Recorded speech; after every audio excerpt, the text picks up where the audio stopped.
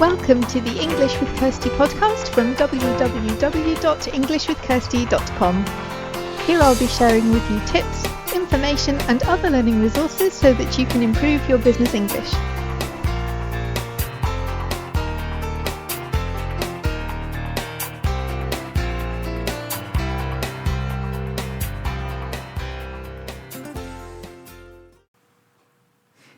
Welcome to episode 197 of the English with Kirsty podcast, and today I have another interview for you. It's somebody whom I've known for around a year now because I attended one of her events and I've continued to attend her events. So I decided to invite her to the podcast. Her name is Anna, and she talks about her experience of running events and what people can do to make a better first impression when they attend events, and also how you can easily and quickly improve your LinkedIn profile if you're using it to extend your network and get to know other people in business, and some of the quick and easy things we can do to make a better impression in that way. And we also talk about the events. So there are two organisations, they both have events, and there's more details about that in the interview. And on the show notes page, which for this episode will be englishwithkirsty.com/podcast/episode 197. So I hope you enjoy our interview. Hi, thank you for joining us today. I know you quite well, but it would be good if you could just tell the other listeners who you are and something about what you do. Thank you, Kirsty, for having me here today. My name is Anna Mihaela. And I like to call myself a business connector. I love networking with people. I'm doing this since last 17 years. And I like connecting people one with another. So that's why I should say about myself that I'm a business connector. I have founded two different business communities. One is called Mindset Owners Club, which is exclusively for business owners with experience. And the other one is the European Business Institute for professionals from different industries, different countries. And they're great communities that we are growing and connecting with more and more like-minded people.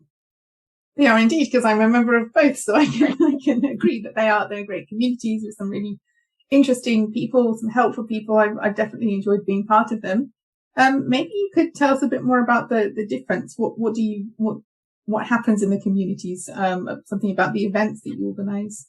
Okay, yeah, that's great. Well, first of all, being a professional or a business owner or an entrepreneur or solopreneur, I would say that it is absolutely necessary to be part of a community. Therefore, one of the first communities that we made was the European Business Institute, which is dedicated to professionals, decision-making people from companies, so they can be employees, they can be entrepreneurs as well. This platform unites people every other week in a very short interactive meeting where we learn new things about new subjects, and we exchange experience with other people, and also real experience, not only from the books. And also we network. We get to meet new people every time, which is absolutely amazing, to have somebody bringing to me like-minded people that I can meet, so I don't need to look around online or on social media or anywhere. So I know exactly where the right people and like-minded people will be, so I can meet them. So that's the European Business Institute for professionals. However, the Mindset Owners Club is a little bit more exclusivist, I would say, because it's dedicated to business owners and founders with over 5 years of experience. Why is that? Because we debate business challenges, and the business challenges are different when you have minimum 5 years of experience than if you are a startup, for instance, right? Yeah. And, yes, we support one another with ideas. We have a brainstorming or mastermind, and we do lots of other things that normally, or if we would be by ourselves, we wouldn't do it really, or it would be very difficult to do it by ourselves. I think that's important. It's one of the things that I did when I first started my business. I didn't really network with other people. At first, I thought I only had to find people in the same industry, but then I realized that it's actually useful to have people from a range of industries because you get different perspectives, different ideas. And for me, it took me a long while to find you. Was through a recommendation from somebody else. But my problem was here in the UK, there are lots of organisations that are very much UK centric, and I was looking for something international. And that's something that I like about these two organisations as well. There are people from different countries with different perspectives. We have meetings in different languages as well, which is also interesting. But it doesn't have just the focus on the UK, which if you're an international business or a company working internationally, it's nice to get a broader range of perspectives.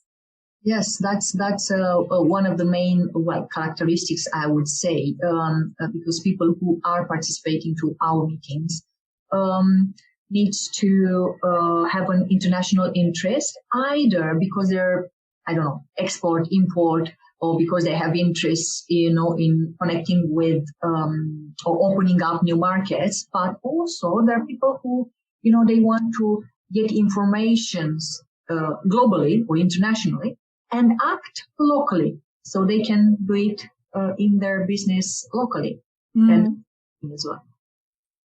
Yeah, there's a lot to learn, a lot that we can learn from each other. Exactly. So what would you say is the best part of your job then? What motivates you to do your job, and what do you enjoy most? The most I enjoy is the stories that I discover behind every single person, and how people are opening up, and they start, telling their experiences, and how we learn, and I learn at every single meeting. It is impossible not to learn something new. Therefore, that's one of the best things in my job, in my role, in coordinating and organizing these events. Finding out stories, true stories, and learn from other people's experience, and also connecting them to the right people. Yeah, I think you must meet a lot of interesting people as well before the meetings, during the meetings, in follow-up sessions. I think you have an interesting job. I don't have time to get bored. No. Every day is different. Yeah, so you and I first met at one of your networking events. That was last year sometime now. And I know that you've done a lot of events, you've organised a lot of events and attended them. So I'd be interested to know, from your experience, what are some of the mistakes that people make when they meet other people for the first time, that they're trying to do a good job and present themselves well, but what's some of the mistakes that people make, and how could they avoid making them in the future? Yeah, that's a great question. Some of the mistakes that I saw at the events, are we talking about online or offline events, by the way? Probably online, because that's what I know, and I know that a lot of people are still going to online events. If we stay with online to start with. Okay. Well, first of all, the first mistake I would say that when meeting new participants, new people, talking about weather or any, political views or, general stuff, that's a waste of time. And that's, depending on the meeting or the event, should really show an interest in that person and ask, open questions like, what do you like most in what you do? Or, where or how do you find new customers, and so on and so on, so on. So many interesting questions. How come you are a marketer, or you are a teacher or a coach or whatever, that person is. What made you become that? Oh my God, such an amazing stories you can hear at this question. So yeah, talking about general stuff, weather, sharing political views. That's one of the mistakes, I would say. Yeah, people in the UK are renowned for that, talking about the weather, aren't we? Because we don't get down to the more interesting stuff. But time is short, and if you only have an hour or 90 minutes, then you need to. Yeah, you shouldn't waste it. You shouldn't waste it. Right. Then another mistake that I've seen people are doing, especially in the online meetings, not paying attention, for instance, what shows behind, what's in the background. It's very, very important what is in the background. You better have a blurry, background or a white wall or whatever, rather than having a crowded room or, cats and dogs behind while talking. And I mean, that shows and says a lot about yourself, really. So now this is quite new. I mean, since last 2 years, we've noticed it. I mean, we had people in some of the events that they were in an event and you could see the pillow, right? Yeah. So they were sitting on the bed and the pillow, and that was a business event. What is the first impression that they will send you, really? But they've just got up. That's not very professional. Exactly, yeah. So yes, paying attention to the not only how you look, but also what's your background if it's a online meeting or event. Then what other mistakes? Well, there are plenty. Not paying attention into what the other person speaks or says. Because sometimes we are getting bored of some people's stories, or maybe they talk too much, or I don't know, or we want something fast, or maybe we see, he or she cannot be my client, let's move on. Well, to come to a networking event, first of all, you do not come there to look for clients. That's the rule number one. If you are hungry and you're looking for clients, people will feel and will run away from you, will raise a big wall, and you will not be able to sell if that's what your goal was. So the goal should be different than selling or finding customers, finding a target and run for it. And also, I think people know when you're not listening to them. I know it's hard. I've been in rooms with some people who would spend the entire time talking about themselves, and that's not engaging. But at the same time, if you're spending your time thinking about what you can say rather than listening, you're not going to connect with the other person because you can't say anything that shows you've been listening. But also, it gives the wrong impression that it's all about you and you're the most important. And yeah, exactly. Yes, people. Some people, they do, love to hear themselves talking about themselves. But networking is about sharing, and when you meet other people, it's like a waltz, like a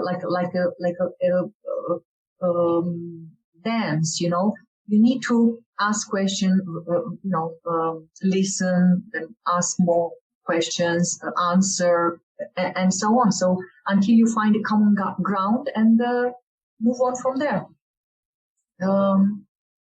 Being genuine and pay attention to the other person that you are talking to, it's very, very important. But I think that goes the other way as well. If you're in a room with somebody who is maybe a bit shy because they are, or because like the experiences that I've had in the last couple of weeks when I've been going to the Romanian meetings where I'm not shy, but I was a bit more because of my language skills, because it's new for me. The people that got the best out of me were the people that made me feel relaxed and helped me to not be quite as stressed about that. So the people that ask interesting questions, or that, they made it easier for me as well. So it can be people who talk a lot, but it can also be that you'll have a better meeting with somebody that is maybe a bit nervous because it's their first time or because they're using another language. So having good active listening skills works in a lot of different situations.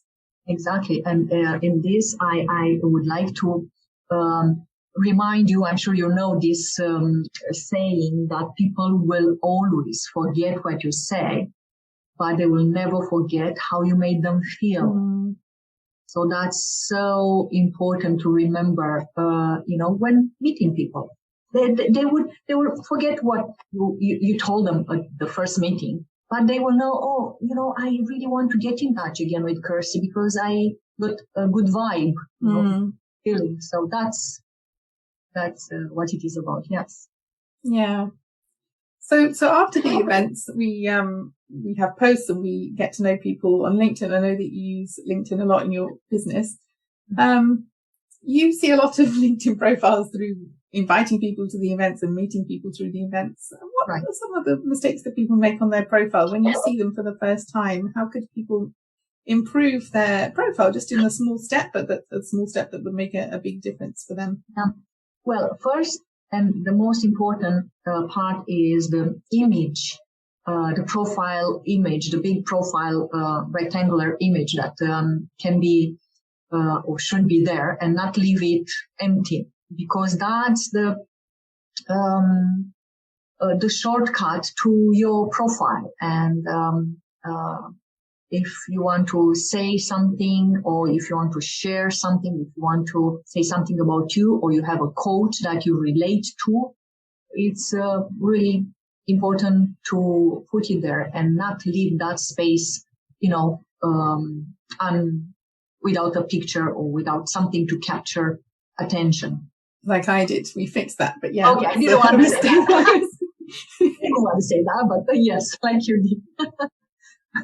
Well, there are many people who are not using that place, Kirsty, and it's pity because that's really like a landing page, where somebody is landing to, and that's the first part.